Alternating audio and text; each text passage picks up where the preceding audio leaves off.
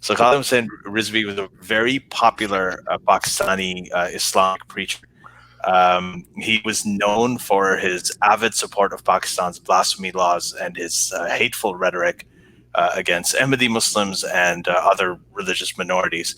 And one of the people, like, I think we have the perfect person here to talk about this. One of the people he was he targeted by name was our guest today, Shan Tasir. So Shan's father was unfortunately murdered by, he was a governor of the largest province in Pakistan, Punjab, and he was murdered by his bodyguard. And the organization that Khadim Rizvi started, called Tehreek-e-Labbaik, was actually, it began in the aftermath of this murderer's hanging when he was executed. He was venerated. There were like hundreds of thousands of people at his funeral. And this organization was started as a sort of a pro-blasphemy activist organization.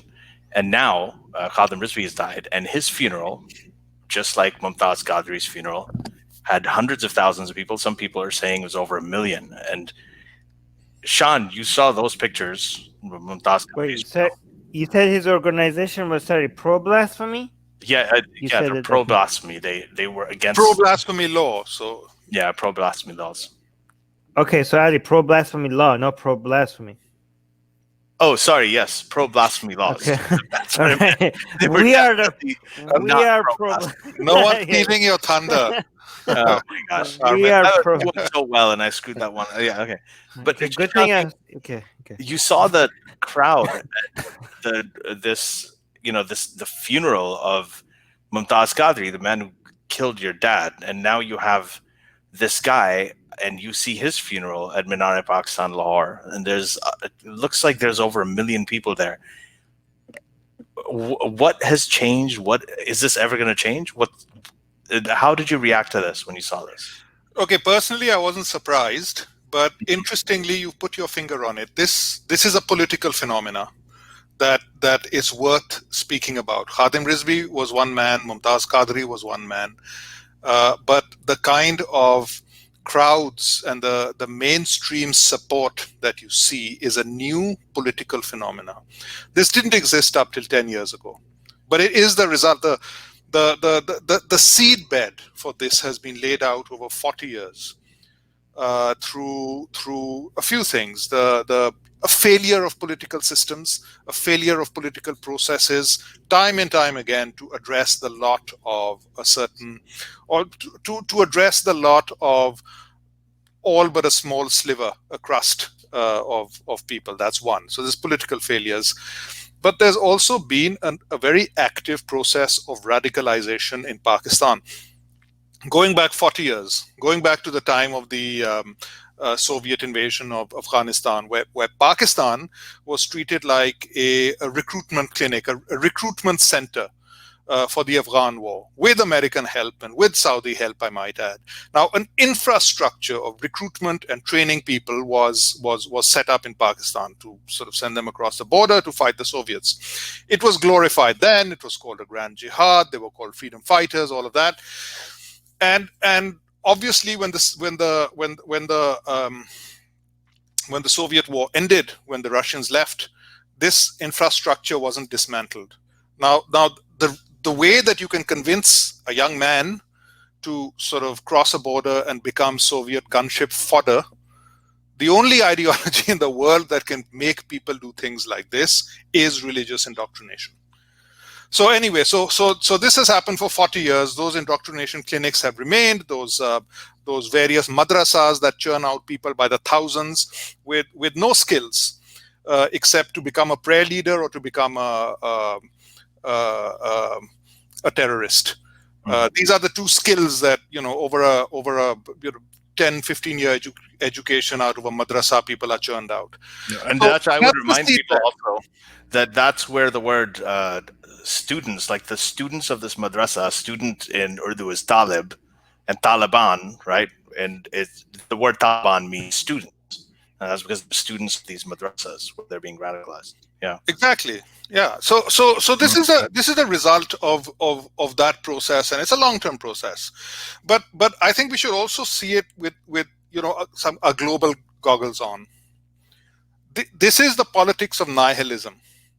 It's taking place all over the world. It's taking place in the US with, the Proud Boys, Antifa. In Burma, the 969 Brigade, the RSS Gauraksha. In India, the Ashike Rasool, Front National, the Alternative Germany, Alternative Deutschland, Golden Dawn in Greece. So there are sort of extreme groups, not just right-wing, but extreme left-wing also, like Antifa. Extreme groups arising all over the world with the politics of rejection, the politics of let's break the system. It's not so, and this is very different from any other from other political movements we've had up to 5 or 10 years ago. So it's the politics of nihilism, the politics of destruction. The system hasn't worked for us, so it's not like let's mend the system, let's break the system, burn it down. So, burn it down. Yeah. So the phenomena of the Ashike Rasool is very similar to the Gauraksha and the 969 Brigade in Burma. So it's a global political phenomena, and Khadim Rizvi is like that, the figure that arrives in a seedbed which is ready for him. He was a fantastically charismatic man. In fact, he was the first leader, I'd say leader of the sort of right-wing religious groups that actually brought charm and charisma and oratory skills to sort of religion. He brought so basically he was a political savant. He could entertain you. He spoke the language of the masses. Again, there's alienation from mainstream politics. I don't know if your readers know much about Pakistani politics, but for example, you've got not your readers, I meant your viewers. You've got, for example, the politics of Maryam Nawaz Sharif or Bilawal Bhutto, third generation dynasty, legacy politics. Right. They don't speak the language. They, of a lot of people don't really relate to them. And, their promises now ring false that, elect us for the 43rd time.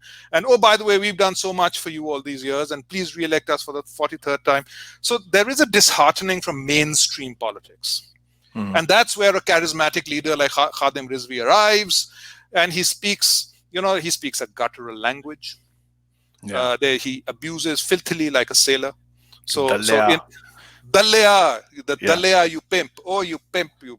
So he sort of publicly abuses,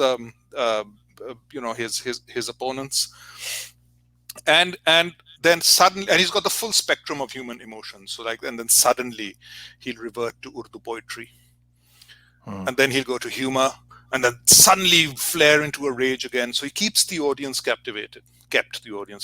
So he was a political savant, and he brought that to right-wing religious politics, which was known for, having the most hideous, dreary, boring leaders up to now. And suddenly this charismatic guy arrives. So he was a phenomenon.